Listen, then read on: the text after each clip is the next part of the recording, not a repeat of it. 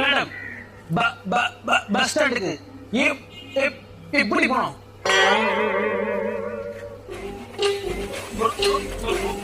Bro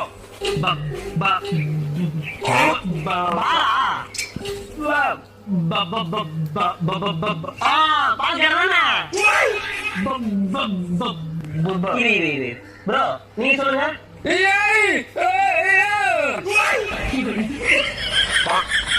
bro நீங்களாவது கொஞ்சம் புரியுற மாதிரி சொல்லுங்களா ப்ரோ?